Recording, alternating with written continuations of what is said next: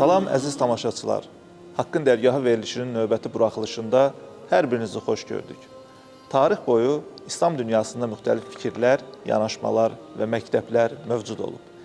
Bəzən bu fərqliliklər parçalanma kimi təqdim olunsa da, əslində İslam düşüncəsinin sərhədlərinin nə qədər geniş olduğunu göstərir. Bir baxıma zənginlik kimi də təqdim oluna bilər. Bugün məhz bu məsələni müzakirə edəcəyik. Bu fərqliliklər nədən qaynaqlanır? Onların sosial, siyasi və insani yönləri nələrdən ibarətdir?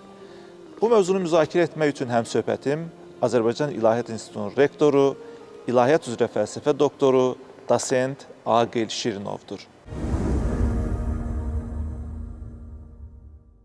Aqil müəllim, xoş gördük. Xoş gördük.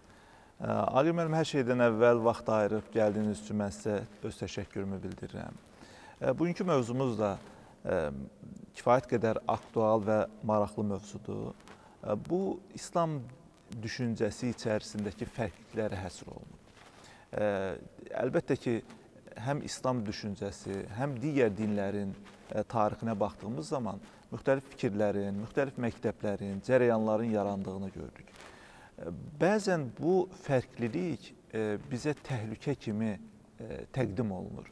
Halbuki bəlkə də bu bizim düşüncə dünyasının nə qədər sərhədlərinin geniş olduğundan bizə xəbər verir. Gəlin istərsiniz əvvəlcə buradan başlayaq. Bir din içərisində və ümumiyyətlə insanların fərqli düşünmələri hansı səbəblərdən qaynaqlanır? Dinlərin tarixinə biz diqqət elədikdə, elə böyük bir din yoxdur ki, onun içərisində müxtəlif məktəblərin, müxtəlif cərəyanların olduğunu biz görmürük. Adicə İbrahimi dinlərinin öz içərisində, Yahudilikdə, keçmişdə bir çox məzhəblərin mövcud olduğunu, bugün də bir çox məzhəbi mövcud olduğunu, fikirlərin mövcud olduğunu görürük. Peruşim, Sadukim, İsim, ilk dövr Yahudi məzhəbləridir. Bugün isə artıq ortodoks Yahudilikdən bəhs edirik. Mühafizəkar Yahudilikdən, liberal Yahudilikdən.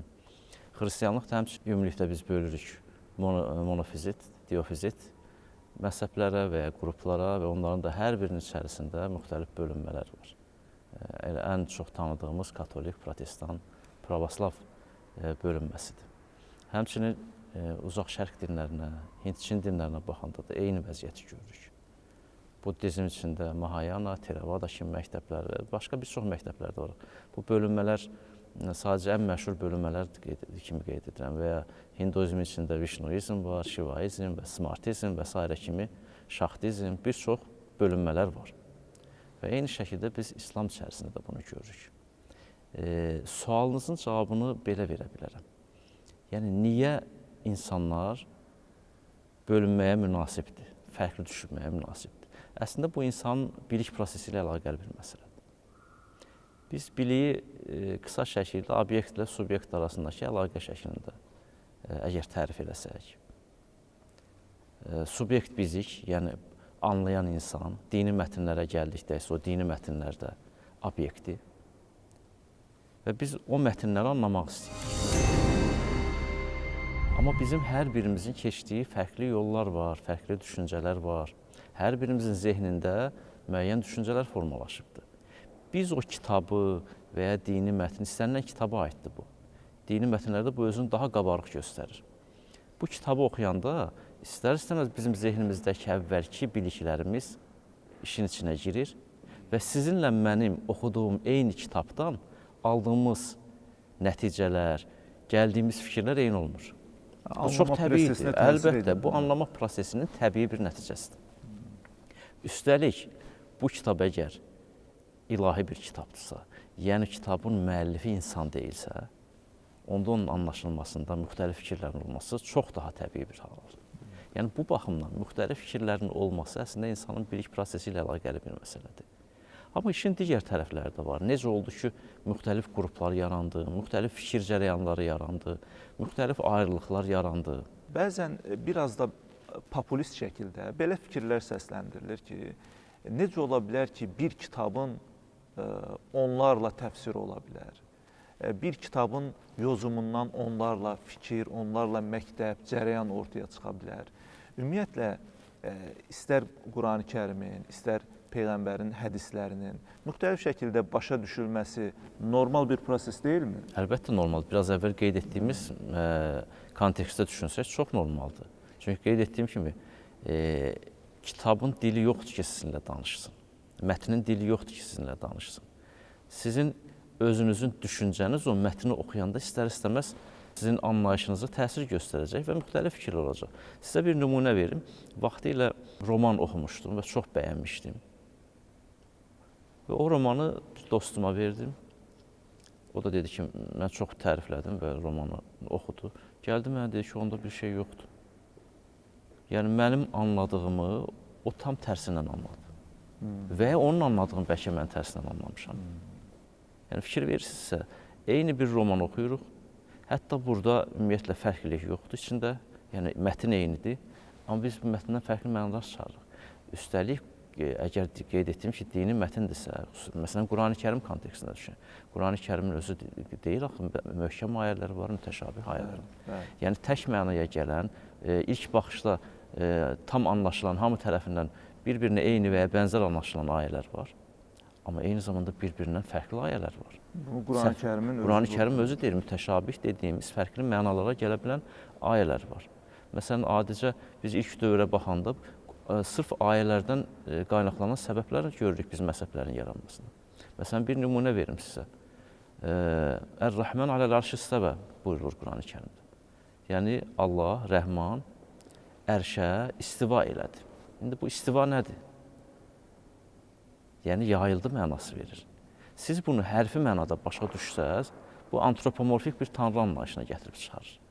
Ki, bunu hərfi mənada başa düşənlər var və mücəssimə, müşəbbihə dediyimiz qruplar belə yanar. Bunlar da məzhəb şəklində təzahür ediblər. Amma eyni zamanda bunu xeyr, bu məna o deyil, ərəb dilinin qaydalarına uyğun olaraq öz hökmranlığı altına aldığı kainatı mənasını verənlər də var ki, bu da artıq fərqli bir yanaşmadır.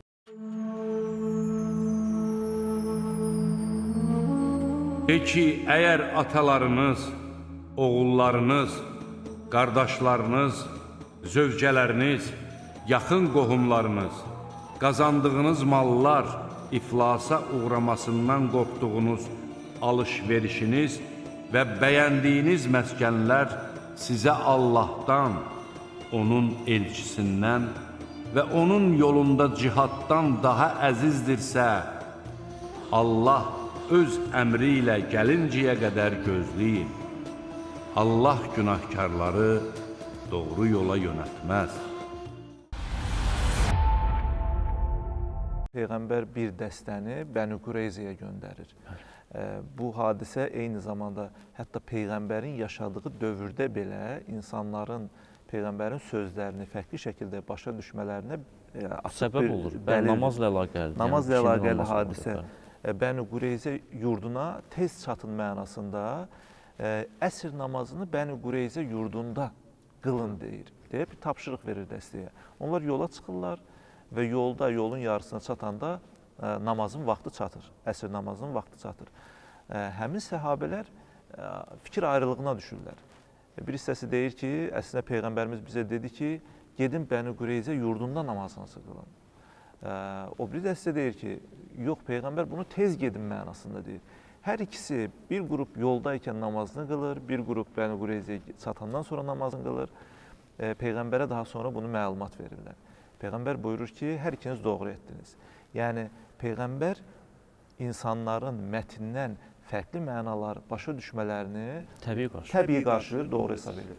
Aqil müəllim, mən biraz sonraki dövrlərə gəlmək istəyirəm icazənizlə. İslam hüquq məktəblərinin yarandığı dövrlər. Biz bilirik ki, hələ ilk dəfə hüququn ortaya çıxdığı dövrlərdə əhl-i hədis cərəyanları olubdur, əhl-i rəy cərəyanları olubdur, yəni mətnlərə fərqli yanaşanlar, bir ləfzi, literal baxımından yanaşanlar, bir də oradan məna baxımından ona yanaşanlar. Bu istər-istəməz fiqh məktəblərinə də təsir edibdir. Eyni zamanda fiqh məktəbləri müxtəlif şəhərlərdə, müxtəlif sosial, siyasi, iqtisadi şəraitlərdə formalaşıb.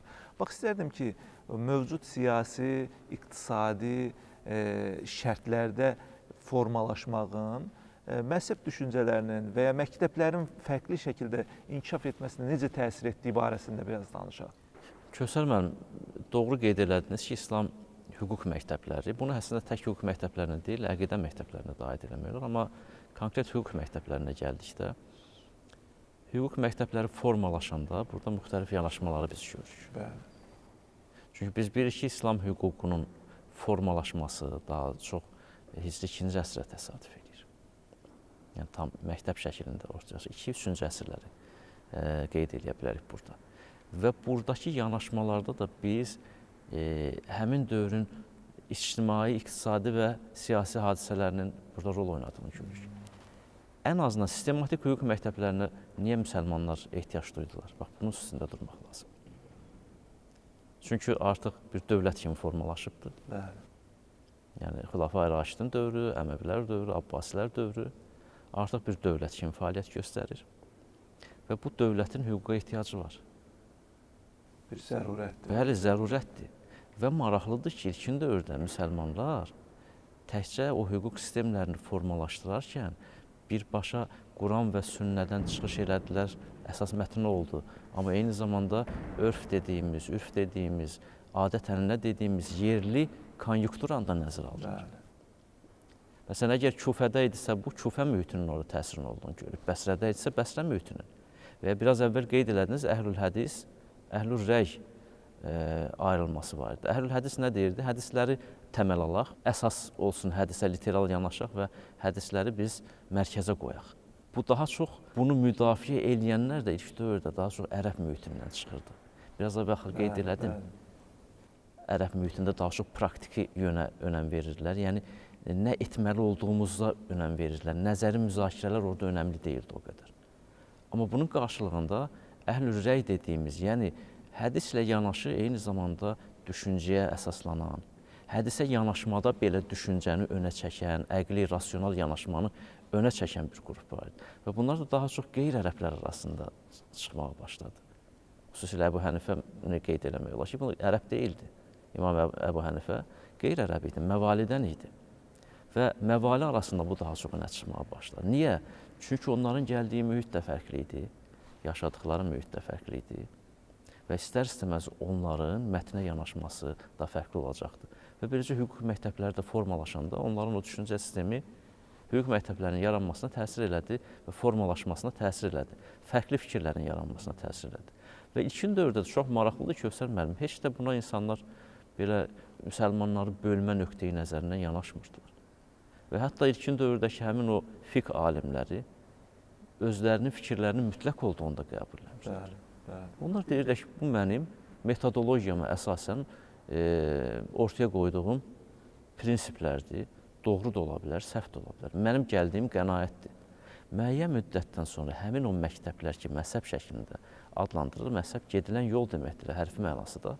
Yəni, bu yollar, yol desək bunlara, bu yollar mütləqləşdirildi.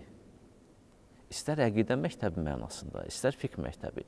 Yəni, kəlam alimlərinin, əqidə alimlərinin intellektual müzakirələri daha sonra əqidəyə çevrildi. Əqidəyə çevrildi. Fiqh alimlərinin fiqhi müzakirələri daha sonra dondurulmuş bir sistemə çevrildi, doqmaya çevrildi. Və istər-istəməz doqma halına gələndə də sizin bir doqmanız var, mənim bir doqmam var və mən doqmamın əsl İslam olduğunu qəbul edirəm. Siz də öz doqmanızın əsl İslam olduğunu qəbul edirsiniz və nəticədə fikir ayrılıqları sevimsizliyə gətirib çıxarır.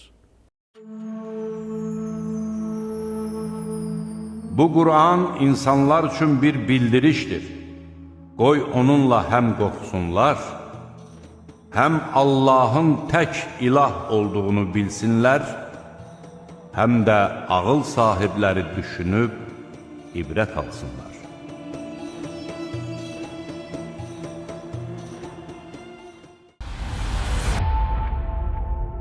Orta əsrlər qərb dünyası əslində məzhəbçiliyin ən şiddətli yaşandığı dövrləri ehtiva edir. İslam dünyasında çoxsaylı fikirlərin, ən kritik fikirlərin belə müzakirə edildiyi dövrlərdə Qərb dünyasında baxırdınız ki, məzhəbçilik uğrunda əsrlərlə davam edən savaşlar baş verir. Böyük din müharibələri. Spinoza'nın bir fikri var, onu da bunun içərisinə qatmaq istəyirəm. Deyir ki, insanlar ağılla qəbul elədiklərini ağılla müdafiə edirlər. Hisslərlə qəbul elədiklərini hisslərlə müdafiə etməyə meyilli olurlar. Bax, bu məktəblərə hissi yanaşıb, onları dediyiniz kimi ilahi yanaşıb, məzhəbçiliyə gətirib çıxaran düşüncələrin qarşısını nə şəkildə almaq olar? Burada ənənənin rolu nə dərəcədə mühüm rol oynayır? İstərdim qısaca bax bunu da aydınlaşdırasınız. Kövsər müəllim, və qeyd etdiyinizi qarşısını necə ala bilərik? Əlbəttə, ilk növbədə biz maarifləndirməni önə çəkirik. Amma maarifləndirmənin də necə aparmalı olduğu çox mühüm məsələdir. Çünki problemi doğru biz təsbit eləməsək, doğru müəyyənləşdirməsək, ona doğru müalicə də təqdim edə bilmərik. Ənənə bizim üçün önəmlidir, amma bizim üçün daha önəmli olan o ənənədəki birgə yaşayış nümunələrini ortaya çıxarıb insanlara təqdim eləməkdir. Məsələn, Orta Şərqin müxtəlif bölgələrində necə olurdu ki, orta əsrlərdə insanlar eyni məhəllədə yaşayırdılar, amma aralarında hər hansı bir problem olmurdu, amma müasir dövrdə bu olur. O nümunələri önə çəkmək lazımdır. İkincisi, ənənəyə də baxışda yenilik gətirmək lazımdır. Biz açığını deyək, bəzən deyirik ki, mən özüm də istifadə edirəm, bunu insanlar, cahil insanlar bu məzhəbçiliyi ortaya atır və s. Doğrudur, amma tam da doğru deyil. Mən belə insanlara nöqteyi nəzər cahili deməyi daha çox üstün verirəm. Yəni, perspektiv cahilidir onlar. Amma onların bir qismi Quranı əzbər bilir, hədisləri əzbər bilir. Amma o hədislərə, o Qurana yanaşmaları tam ekskluzivist nöqteyi nəzərdəndir, yəni inhisarçı nöqteyi nəzərdəndir. Ənənəmizdəki bu mətinlərin də bir tənqid süzgəcindən keçirilməsi mütləq lazımdır. Bugün biz deyirik ki, bəli, qardaşıq, bəli, müsəlmanlar bir olmalıdır. Amma orta əsrlərdə deyilmiş bir sözü də müdafiə eləyə bilirik məzhəblərin ayrı seçkiliyi baxımından. Bugün biz artıq əhl-i həq, əhl-i bidət terminlərini ciddi müzakirə etməliyik və müasir dövrdə belə terminlərin istifadəsinin müsəlmanlar arasında ayrı seçkiliyə səbəb olduğunu görürük. Orta əsrdə yazılmış müəyyən kitabları ki, həmin kitabların özləri də o dövrün ictimai-siyasi hadisələrinin nəticəsidir. Və o kitablarda müqəddəsləşdirib, filan alim bunu dedi, bugün də bu doğrudur, bugün də biz bunu müdafiə eləyək prizmasından yanaşmamalıyıq. Amma çox təəssüf ki, yanaşılır. Yəni, tənqid süzgəcindən keçirməyimiz mütləq lazımdır, Kövsər müəllim. Bunu eləmədiyimiz təqdirdə biz nə qədər desək ki, gəlin qardaş olaq, nə qədər desək ki, gəlin müsəlman birliyi içərisində fərqli rənglər olduğumuzu qəbul eləyək, amma onun o tərəfini həll eləmədən biz bunu eləyə bilmərik. İşin nəzəri tərəfi budur. Yəni, nəzəri problemlər həll olmalıdır bu baxımdan. Praktiki tərəfdə isə mən belə düşünürəm ki, o praktiki nümunələri həmişə önə çəkməliyik maarifləndirməmizdə. Xüsusilə mədrəsə proqramlarına diqqət çəkmək istəyirəm İslam dünyasındakı. İslam dünyasındakı mədrəsə proqramlarına biz baxdıqda burada inhisarçılığı açıq görürük. Hansı məzhəbdəndirsə o məzhəbi mütləq mənada müdafiə edib digərlərini kənarlaşdıran. Əlbəttə, bir məzhəbdirsə o məzhəbin istər-istəməz görüşlərini müdafiə eləyəcək. Amma inhisarçı baxımdan müdafiə eləmək, yəni məndən başqa heç kim düzgün düşünmür, yeganə doğru düşünən mənim desə, istər-istəməz o insanların, o uşaqların beyninə bu fikirlər yeridilsə, o böyüyəndə məzhəbçi olacaq. Bu problemləri də bu şəkildə biz məncə problemlərə yanaşsaq, böyük bir məsafə qət eləmiş olacağıq və bugün pessimizmə də ehtiyac yoxdur. Qeyd etdiyim kimi, Azərbaycan kimi gözəl nümunələr var və İslam dünyasının müəyyən yerlərində yaxşı nümunələr də var.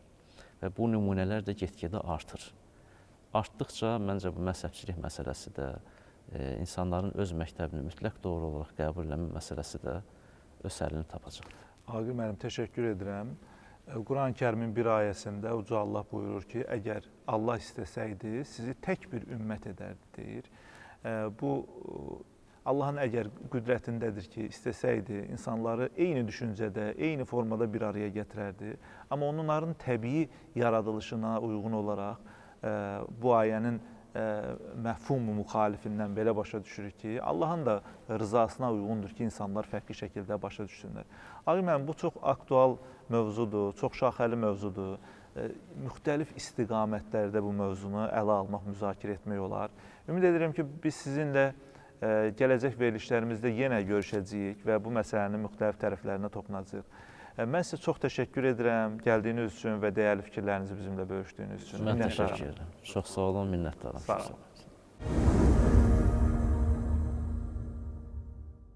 Əziz tamaşaçılar, bununla da verilişimiz başa çatır. Haqqın Dərgahı verilişinin növbəti buraxılışında görüşmək ümidi ilə sağ olun, salamat qalın.